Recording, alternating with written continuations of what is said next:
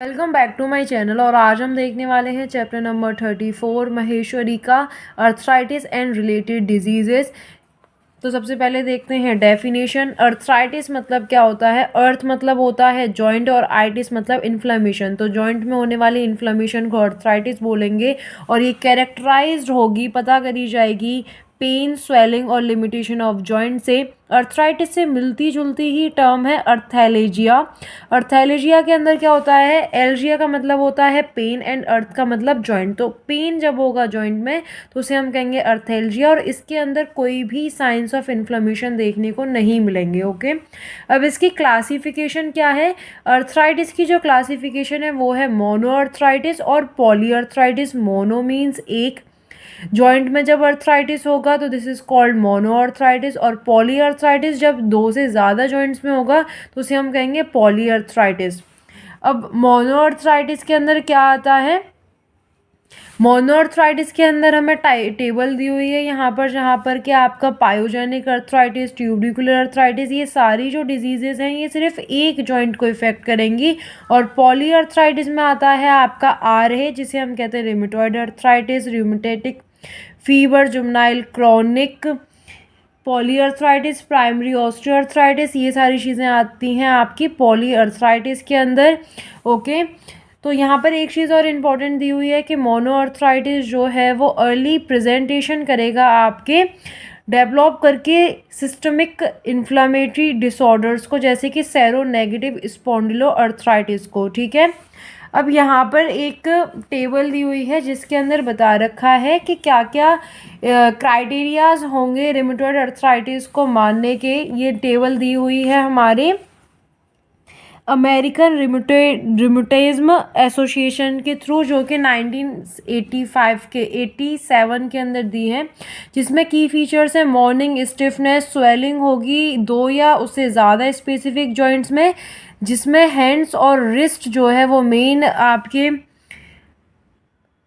Joints होंगे, और systemic swelling होनी चाहिए, रिमेटोइक नोड्यूल्स दिखने चाहिए, आरए पॉजिटिव होना चाहिए। एक्सरे के अंदर जो है आपको इरोजन देखने को मिलेगा, ओकल पेरी आर्टिकुलर ऑस्ट्रोपीनिया देखने को मिलेगा, मतलब कि जो आपकी बोन होगी वो इस तरीके से जो है यहाँ पर झड़ने लग जाएगी, इरोजन शुरू हो जाएगा इस तरीके से। ओके, तो ये हमारा क्राइटेरिया है। अब इसमें से अगर ये हमारे कितने दिए हुए हैं, यहाँ पर 7 चीज़ें दी हुई हैं, अगर इसमें से 4 या 4 से ज़्यादा चीज़ें प्रेजेंट होंगी तो वहाँ पर हम बोल सकते हैं कि रिमेटॉइड अर्थराइटिस है। इसके बारे में और डीप में पढ़ेंगे अभी आगे चलकर।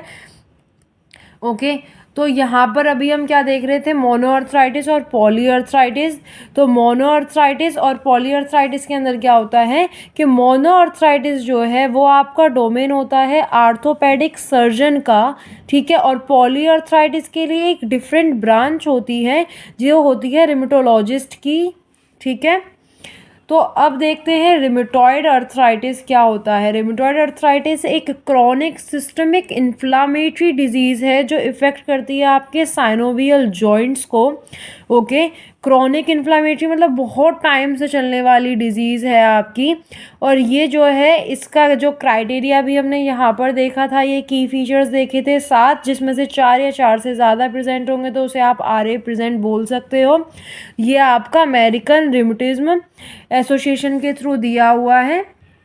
अब हम देखते हैं ईटियोपैथोलॉजी। मतलब ईटियोपैथोलॉजी का मतलब कि क्या कॉज है उसका, पैथोलॉजी के थ्रू वो किस तरीके से हो रहा है। तो इसका कोई एग्जैक्ट ईटियोलॉजी मतलब कॉज नहीं पता है हमको क्यों होता है, बट ये कुछ जो हैं की फीचर्स हैं जो मतलब आपके ले रखे हैं कि इसकी वजह से हो सकता है। जैसे कि जेनेटिक प्री डिस्पोजिशन है एक स्ट्रॉन्ग सस्पेक्टेड के अंदर, तो वहाँ पर चांसेस हैं कि उसके अंदर देखने को मिलेगा। जैसे कि किसी के पेरेंट्स में है तो प्रोजेनी के अंदर मोस्ट ऑफ द टाइम देखने को मिलेगा क्योंकि वो ज़्यादा प्रोन है आरए के लिए।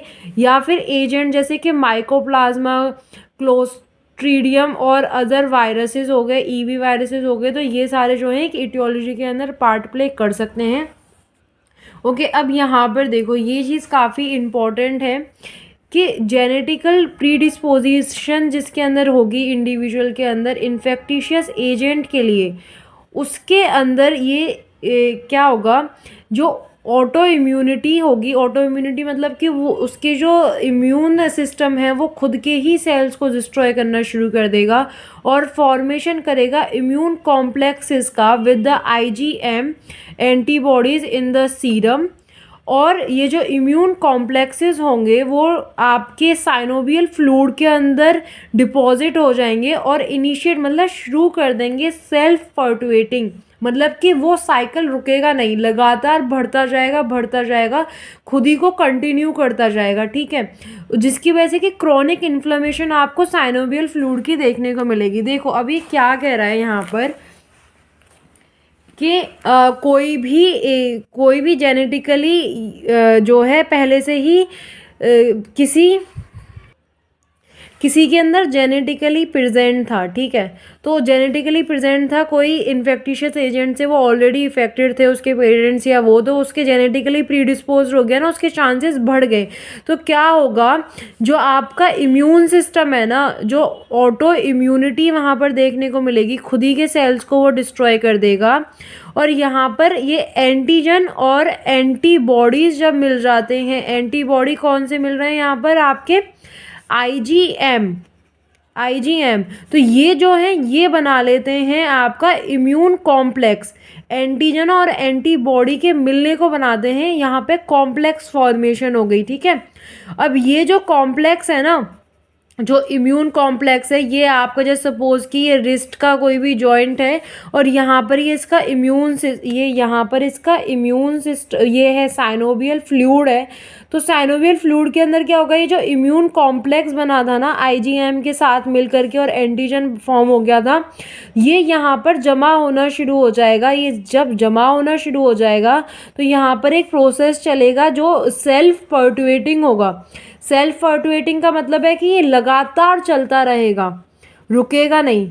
ठीक है, सेल्फ पर्टुएटिंग इनिशिएट हो जाएगा और जिसकी वजह से यहाँ पर आपको क्रोनिक इन्फ्लेमेशन देखने को मिलेगी साइनोवियल जॉइंट की। ठीक है, तो ये एक पूरा साइकिल बताया जाता है कि ये चीज़ें होती हैं। ठीक है, ऑफ साइनोवियल फ्लूइड ओके। ठीक है, अब आगे देखते हैं इसकी पैथोलॉजी क्या होगी। पहले एक बार इसको पढ़ लेते हैं, फिर डायग्राम से देखेंगे। इनिशियली क्या होगा, जो synovium becomes oedematous with the fibrin exudates and cellular infiltrates. शुरुआत में क्या होगा, जो साइनोवियम है ना वो आपका ऑडियोमेटस मतलब कि वहाँ पर एबनॉर्मली स्वेलिंग आने लग जाएगी फ्लूइड के साथ। ठीक है, और वहाँ पर फिब्रिन एक्सोडेट्स मतलब कि वहाँ पर फिब्रिन से ज़्यादा जो फ्लूइड होगा ना उसके अंदर फिब्रिन की अमाउंट ज़्यादा होगी और सेलुलर इन्फिल्ट्रेट्स की अमाउंट ज़्यादा होगी। There is an increase in synovial fluid. इन सब की वजह से जो कि फ्लूइड वहाँ पर जमा हो रहा है, वहाँ पर साइनोवियल फ्लूइड की अमाउंट इंक्रीज हो जाएगी और इन्फ्लामेशन परसिस्ट करेगी, मतलब बहुत लंबे टाइम तक परसिस्ट करेगी, जिसकी वजह से जो साइनोवियम है ना वो हाइपरट्रोफाइड हो जाएगा और जो पेरीफेरी में आर्टिकुलर कार्टिलेज होता है वो आपका पेनस को फॉर्म कर देगा, मतलब वहाँ पर डैमेज शुरू हो जाएगा आर्टिकुलर कार्टिलेज में, पेरीफेरी में आर्टिकुलर कार्टिलेज की। तो जो आर्टिकुलर कार्टिलेज है वो अपनी स्मूथ और साइनी अपीयरेंस होती है आर्टिकुलर कार्टिलेज की, उसको लॉस करना शुरू कर देगा और पेनस जो है आपका एक्सटेंड करेगा from the cartilage to the periphery and burrow into the subchondral bone. ठीक है, जो आपकी बोन है उसके अंदर वो और घुसता चला जाएगा।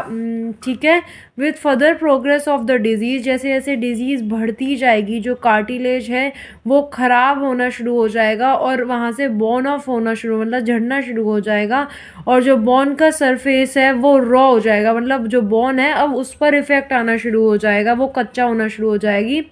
जो जॉइंट है वो डिफॉर्म्ड हो जाएंगे और initially because of severe muscle spasm की वजह से वहाँ पर पेन देखने को मिलेगा, लेकिन बाद में वहाँ पर फिब्रोसिस होगा कैप्सूल का और सॉफ्ट टिश्यू स्ट्रक्चर्स का। ठीक है, ये पूरी राम कथा हमने पढ़ी है अभी, मोस्ट ऑफ दी चीज़ें थोड़ी बहुत समझ में आई होंगी, ज़्यादा समझ में नहीं आई होंगी, इसीलिए अब हम देखेंगे डायग्राम के अंदर। ओके, अभी तक हमने क्या देखा था कि किस तरीके से ऑटो इम्यूनिटी काम करेगी और यहाँ पर इम्यून कॉम्प्लेक्स यहाँ पर बन जाएगा। तो यहाँ पर अब इसके आगे की स्टेज हम देखते हैं तो कोई भी साइनोवियल फ्लूइड का जॉइंट है वो इस तरीके से हमारा बना हुआ है। अब हम इसके जो है ना दो चीज़ों में घुसने वाले हैं। सबसे पहले तो आपका साइनोवियल फ्लूइड जो यहाँ पर प्रेजेंट है, और दूसरा जो इफेक्ट आ रहा है वो आ रहा है आपका आर्टिकुलर कार्टिलेज में। ठीक है, तो ये है हमारा आर्टिकुलर कार्टिलेज यहाँ पर, जिसकी अपीयरेंस कैसी होती है, शाइनी अपीयरेंस होती है। ओके, यह आपका आर्टिकुलर कार्टिलेज है जो बोन के एंडिंग में प्रेजेंट होता है, डायाफाइसिस वाले हिस्से से जुड़ा हुआ होता है, और यहाँ पर ये आपका प्रेजेंट है दूसरी बोन का आर्टिकुलर कार्टिलेज। ठीक है, अब मैं यहाँ पर दूसरा पेन लेती हूँ आपके साइनोवियल फ्लूइड के लिए। तो यहाँ पर क्या हो रहा था, सेल्फ पर्टुएटिंग प्रोसेस चल रहा था साइनो इम्यून कॉम्प्लेक्स के आने की वजह से। ठीक है, तो यहाँ पर क्या है कि ये जब चल रहा है, ये सारे यहाँ पर सेल्फ पर्टुएटिंगली ये अपने आप को इम्यून कॉम्प्लेक्स जो है वो मल्टीप्लाई करता जा रहा है, तो क्या होगा, यहाँ पर आपका जो इम्यून सिस्टम है वो भी वर्क करने के लिए WBCs को भेजेगा, और पूरा जो इम्यून सिस्टम है इसको फाइट करने के लिए शुरू हो जाएगा। बिकॉज यहाँ पर तो ये कुछ अनवांटेड एबनॉर्मली काम कर रहा है ना, तो क्या होगा, यहाँ पर फ्लूइड की जो अमाउंट है वो इंक्रीज़ होगी, और फ्लूइड की अमाउंट इंक्रीज़ होने की वजह से यहाँ पर आपको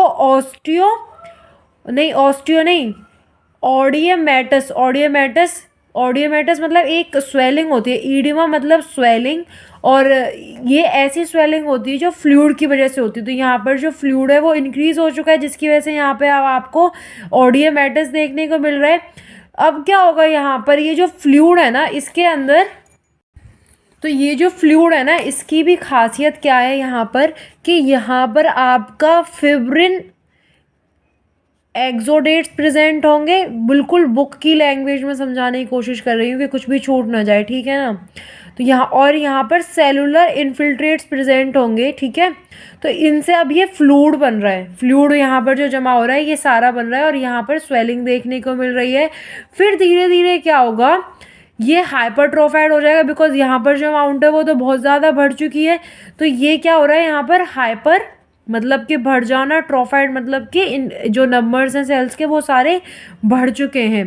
ठीक है, अब क्या होगा, जो सराउंड में आपके आर्टिकुलर कार्टिलेज प्रेजेंट है ना, अब ये इसको हार्म करना शुरू कर देगा। इसको यहाँ पर पेरीफेरी में इसको हार्म करना शुरू कर देगा, और यहाँ पर बन जाएगा आपका, क्या कहते हैं इसको,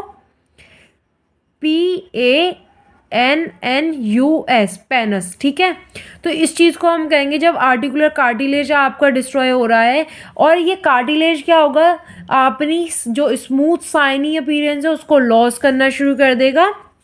ठीक है, इसने पेनस यहाँ पर बना, और इसने अपनी जो स्मूथ शाइनी अपीयरेंस थी ना उसको लॉस कर दिया। अपीयरेंस को लॉस करने के बाद क्या हो रहा है, ये यहाँ तक तो रुकेगा नहीं। अब जब ये और आगे बढ़ता जाएगा तो यहाँ पर जो आपकी सबकॉन्ड्रल ये वाली जो आपकी बोन है ना, अब ये जो बोन है यहाँ पर, ये बोन को इफ़ेक्ट करेगा, और ये बोन जो है आपकी वो ख़राब हो जाएगी, मतलब कि ये रॉ हो जाएगी, ख़राब होना शुरू कर देगी।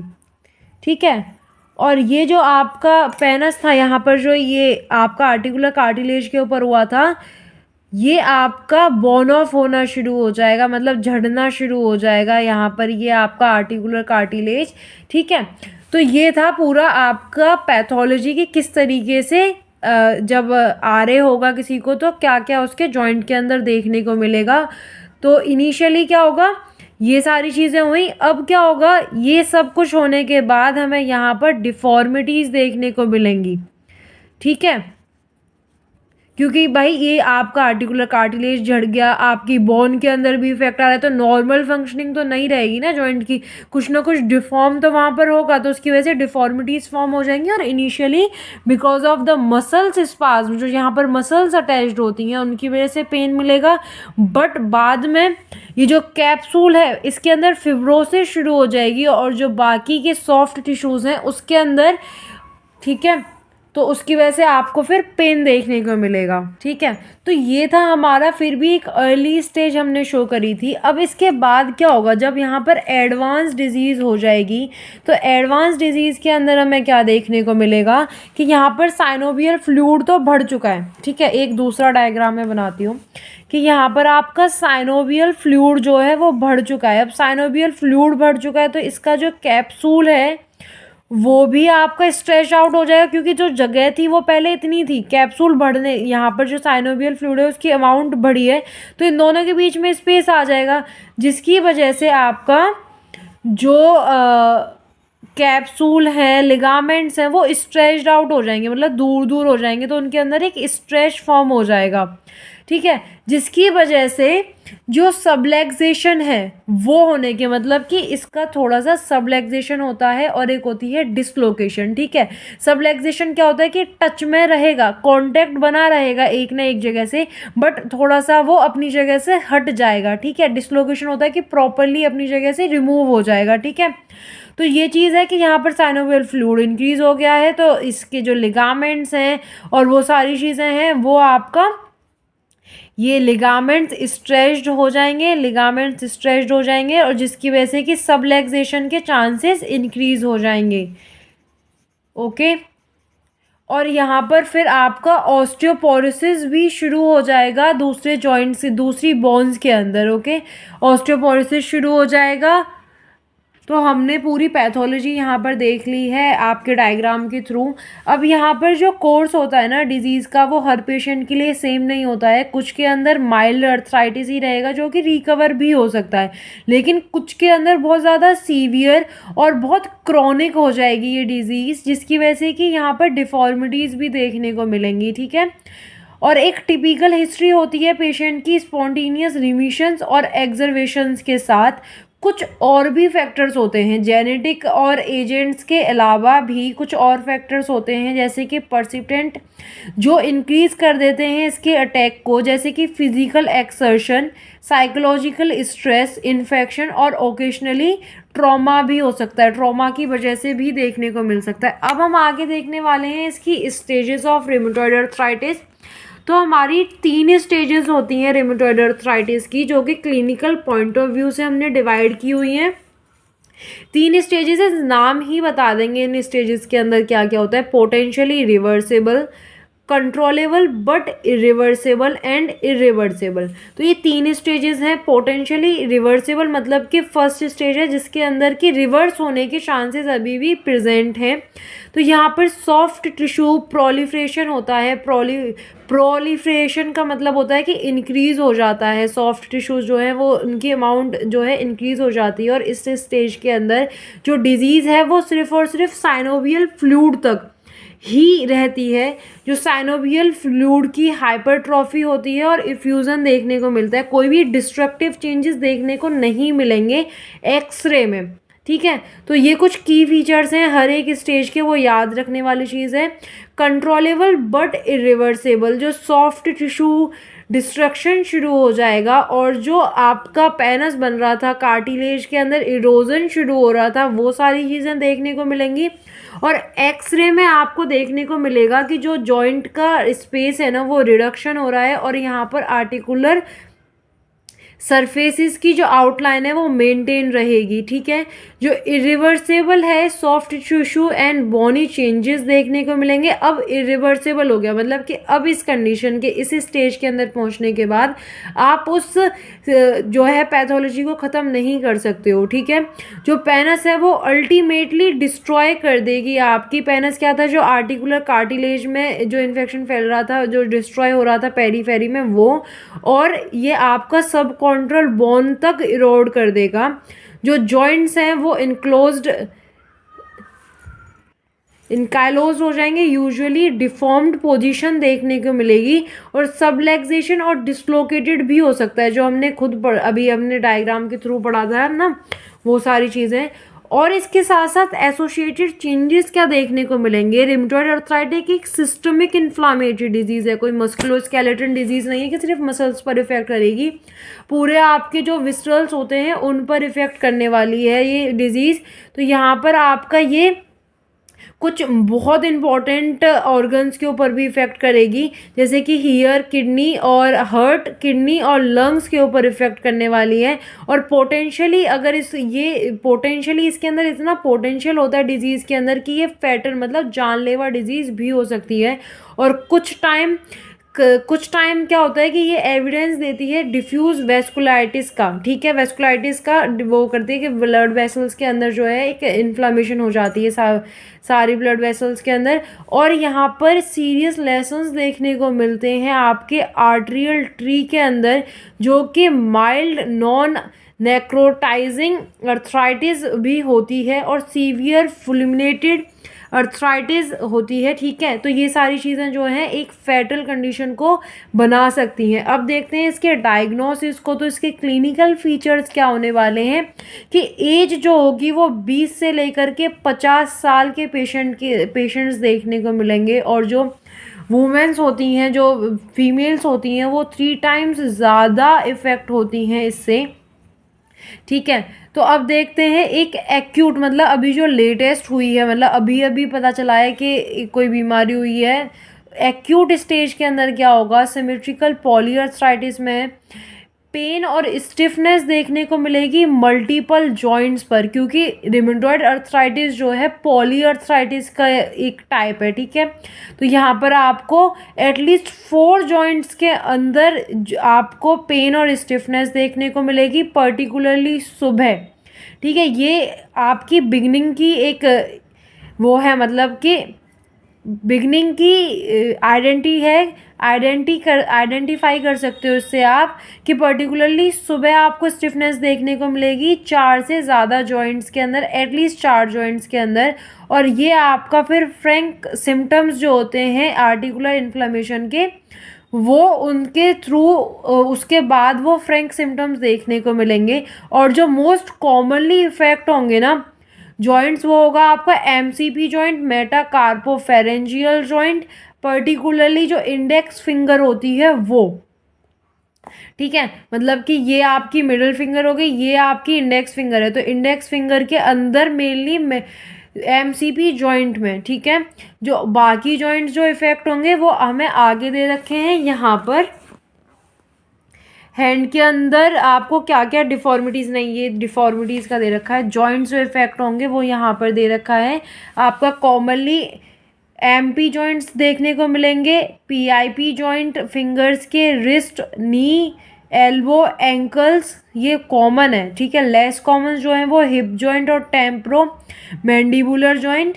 और अनकॉमन जो है वो है आपका atlanto axial joint, facet joint of cervical spine. तो ये हमें कुछ एक्यूट के अंदर देखने को मिले। और बाकी जो होंगे वहाँ पर आपका ऑनसेट होगा फीवर का, फीवर आएगा, ठीक है। और समटाइम्स जो विसरल मैनिफेस्टेशंस होती है डिजीज़ की, जैसे कि विसरल मतलब कि जो आपके विसरल ऑर्गन्स होते हैं उनसे रिलेटेड, ठीक है। निमोनाइटिस, रिमेटॉइड नोड्यूल्स, ये सारी चीज़ें आपको देखने को मिलेंगी, ओके। अब देखते हैं इसके एग्जामिनेशन में, जब आप एग्जामाइन करोगे पेशेंट को तो क्या क्या चीज़ें देखने को मिलने वाली है। स्वेलन बॉजी जॉइंट्स देखने को मिलेंगे as a result of intra articular effusion की वजह से और साइनोवियल हाइपरट्रॉफी की वजह से, कि मतलब साइनोवियल फ्लूइड जो इंक्रीज हो गया था उसकी वजह से आपको एक स्वेलन बॉजी जॉइंट्स देखने को मिलने वाले हैं। और यहाँ पर डिफॉर्म्ड भी होंगे जॉइंट्स, ठीक है। डिफॉर्मिटीज़ क्या क्या होंगी, ये बहुत इंपॉर्टेंट पोर्शन है, deformities in R A. Hand के अंदर ulnar drift of the hand देखने को मिलेगा, बॉल्टनियर डिफॉर्मिटी, स्वान नेक डिफॉर्मिटी, जहाँ पर यहाँ पर इन्होंने डायग्राम भी दे रखा है क्या क्या डिफॉर्मिटीज़ होंगी। अल्नर डेविएशन मतलब कि जो हमारी ये जो कन्नी उंगली होती है इस तरफ, अल्ना जो होता है ना, अल्ना की तरफ यहाँ पर हाथ हमारा शिफ्ट हो जाएगा, ड्रिफ्ट हो जाएगा। बॉटनियर्स डिफॉर्मिटी कुछ इस तरीके से देखने को मिलेगी। स्वान नेक डिफॉर्मिटी में ये स्वान की जैसी नेक होती है वैसे। और हेलक्स वेल्गस क्या होता है कि यहाँ पर ये जो आपका जॉइंट होता है ये बाहर की तरफ आ जाता है, ठीक है, ये आपको देखने को मिलेगा। मोस्ट ऑफ द पेशेंट्स के अंदर, और हैमर टो। ठीक है, तो ये कुछ आपकी 1 2 3 4 5 डिफॉर्मिटीज़ हैं जो रट्टा मार लो अच्छे से, ये बहुत ज़्यादा इंपॉर्टेंट है। ठीक है, जो एल्बो है उसके अंदर आपको फ्लेक्शन डिफॉर्मिटी, नी के अंदर अर्ली फ्लेक्शन डिफॉर्मिटी और लेट ट्रिपल सबलेक्सेशन देखने को मिलेगी। ठीक है, मतलब फ्लेक्शन, पोस्टीरियर सबलेक्सेशन और एक्सटर्नल रोटेशन, ये तीनों चीज़ें एक साथ हो जाती हैं। एंकल के अंदर इक्वाइनस डिफॉर्मिटीज़, फुट के अंदर हेलेक्स वेल्गस जो भी हमने देखा था, और हैमर-टो, तो ये सारी चीज़ें देखने को मिलेंगी एग्जामिनेशन में। ठीक है, और जो जॉइंट्स होंगे हैंड के, वो आपको डिफॉर्मिटीज़ तो ये सारी शो करेंगे ही करेंगे, और सीवियर मसल स्पाज्म, जो रेंज ऑफ जॉइंट होगा वो भी लिमिटेड हो जाएगा बिकॉज ऑफ पेन और स्वेलिंग की वजह से।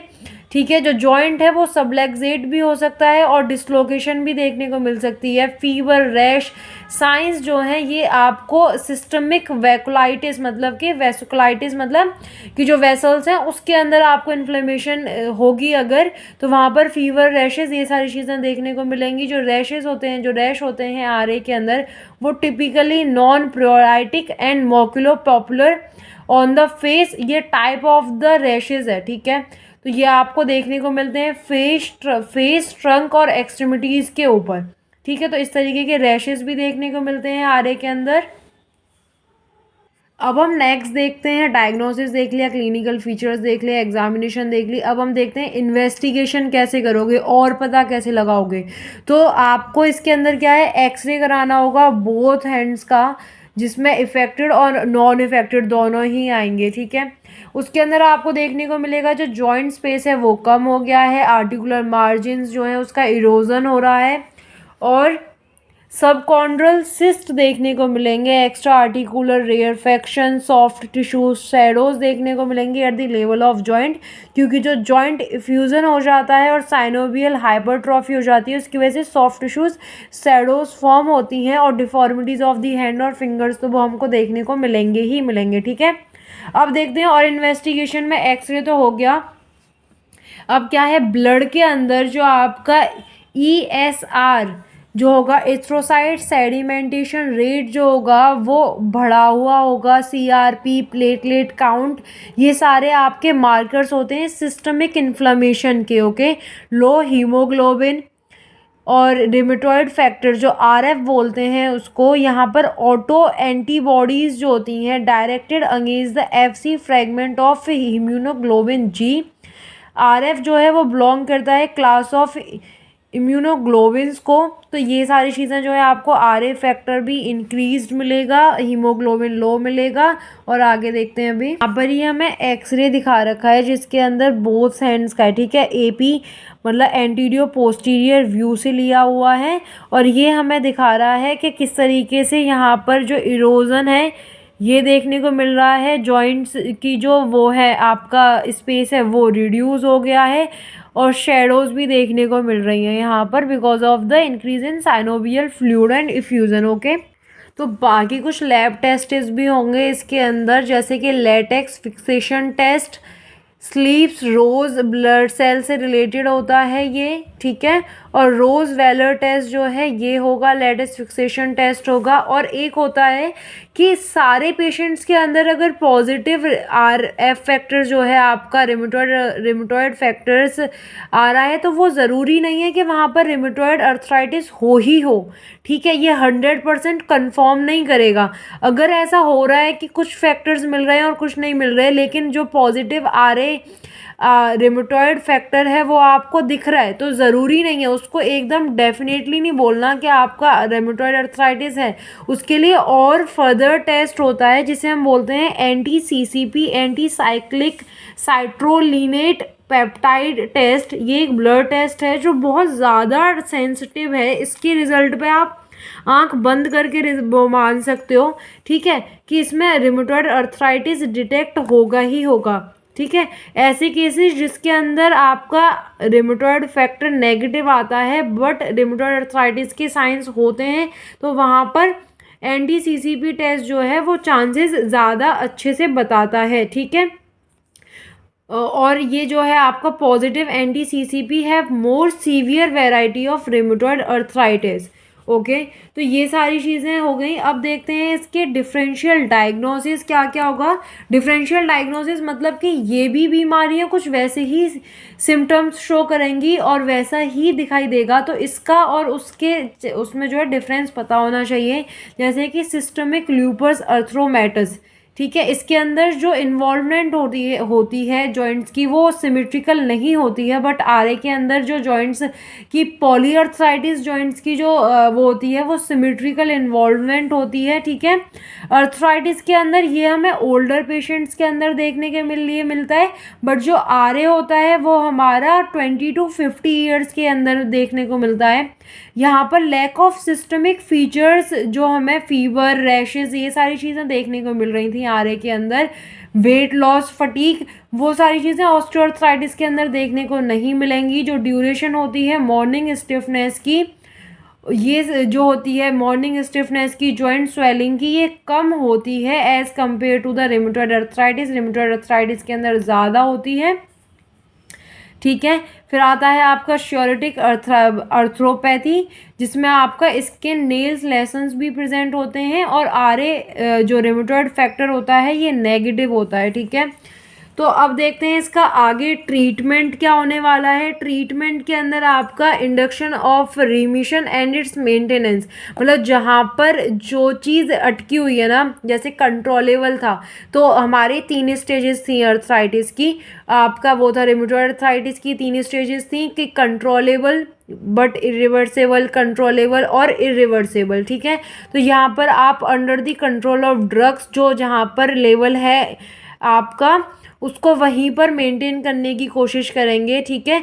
Disease activities measured by counting the involved joint, यहाँ पर आपकी डिजीज़ की जो एक्टिविटी है वो काउंट करी जाएगी बाय द इन्वॉल्व्ड जॉइंट और लेवल ऑफ इन्फ्लामेटरी मार्कर्स के थ्रू।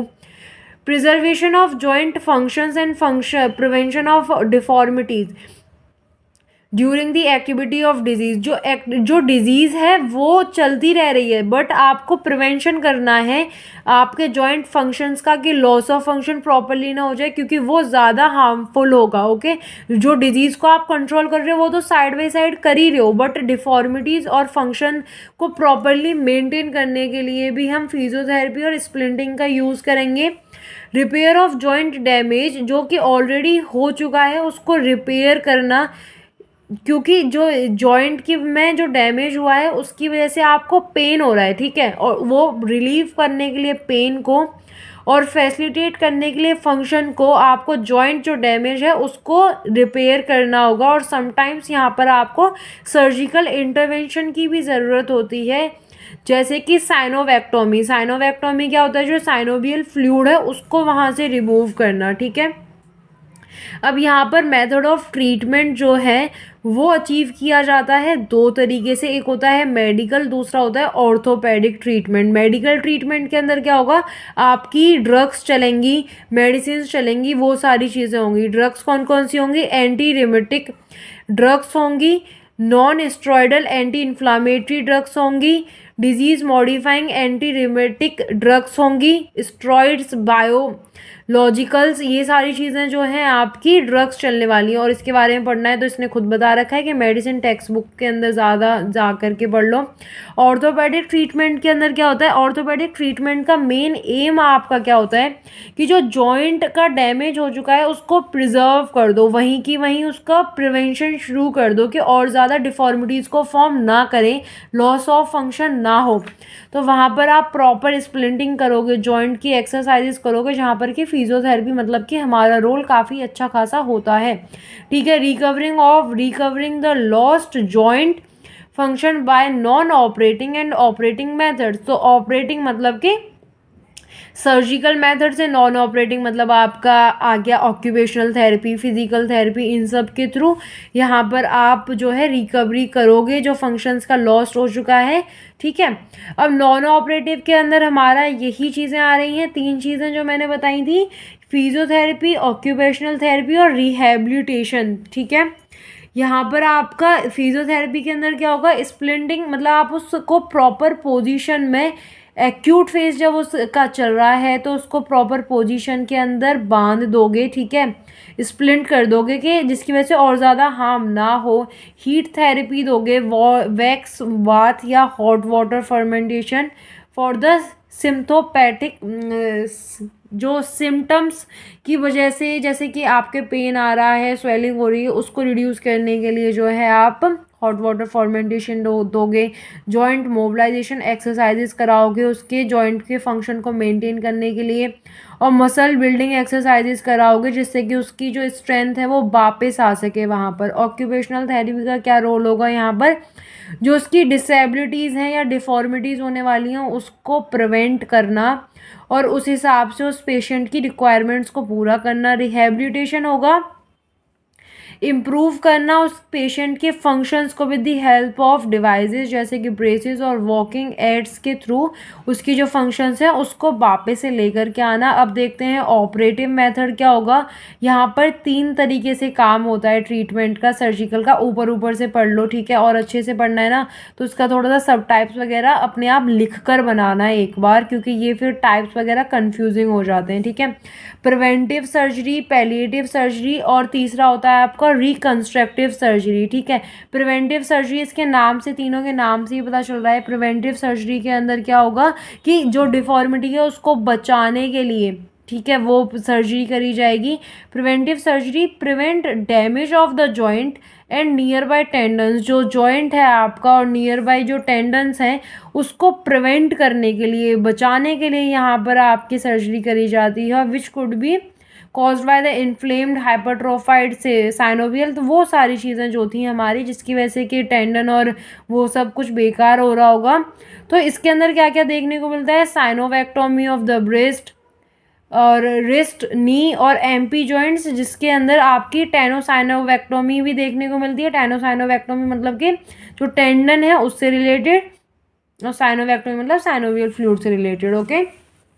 अब आगे देखते हैं हम पैलिएटिव सर्जरी क्या होगी। ये करी जाती है ऐसी सिचुएशंस में जहाँ पर जनरल कंडीशंस जो होती है वो करेक्टिव सर्जरी के लिए ऑप्टिमम नहीं होती है, मतलब कि वहाँ पर आप करेक्टिव सर्जरी नहीं कर सकते हो, बट कुछ ना कुछ रिलीफ देने के लिए आपको क्लिनिकल एक सर्जरिकल प्रोसीजर को यूज़ करना होता है, जैसे कि बोन ब्लॉक ऑपरेशंस, और जो कि डिफॉर्मिटीज़ को करेक्ट करने के लिए यूज़ करे जाते हैं। और लेंथन करना होता है टेंडन को, जो आपके कॉन्ट्रैक्चर्स फॉर्म हो गए ना, वहाँ पर कॉन्ट्रैक्चर्स क्या होता है कि बहुत लंबे टाइम तक जो मसल है वो कॉन्ट्रैक्ट रही है एक ही पोजीशन में, शॉर्टन रही है इमोबिलाइजेशन की वजह से, तो वहाँ पर आपको टेंडन को लेंथनिंग करनी होगी। यहाँ पर करेक्ट नहीं कर सकते आप, मतलब ये एक बीच की कंडीशन है, ना तो आप वहाँ पर प्रिवेंट कर सकते हो ना प्रॉपरली करेक्ट कर सकते हो, तो ये बीच की सिचुएशन है जहाँ पर आप पैलिएटिव सर्जरी करोगे, ओके, जिसके अंदर आपको टेंडन लेंथनिंग और बोन ब्लॉक ऑपरेशंस देखने को मिलते हैं।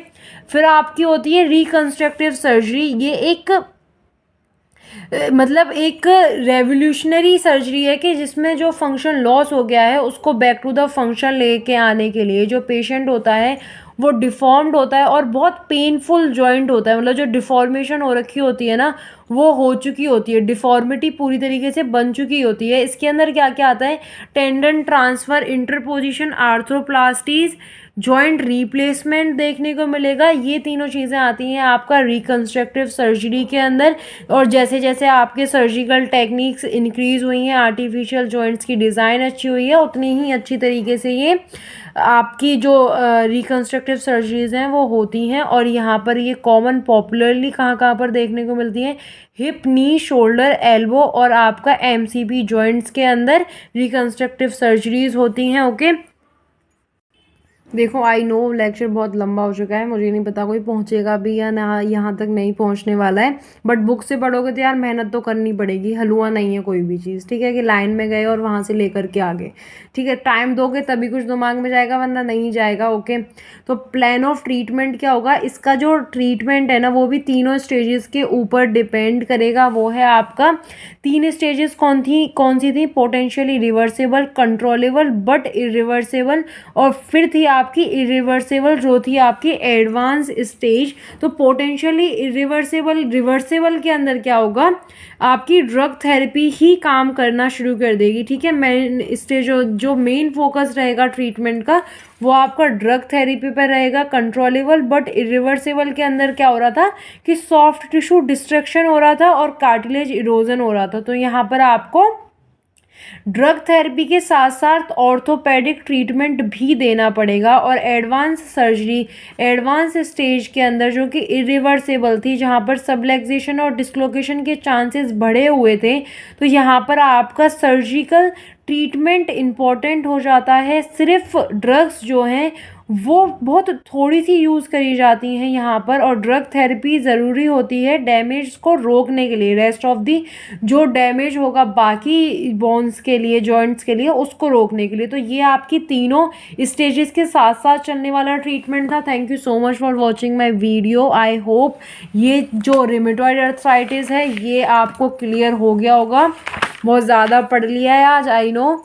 ठीक है, so thank you so much for watching my video. I hope अगर कोई यहाँ तक पहुँचा है ना भाई, तुम बहुत आगे जाने वाले हो लाइफ में। ठीक है, मुझे नहीं पता कोई पहुँचेगा नहीं पहुँचेगा, बट मैं अपने मन की बात कर रही हूँ।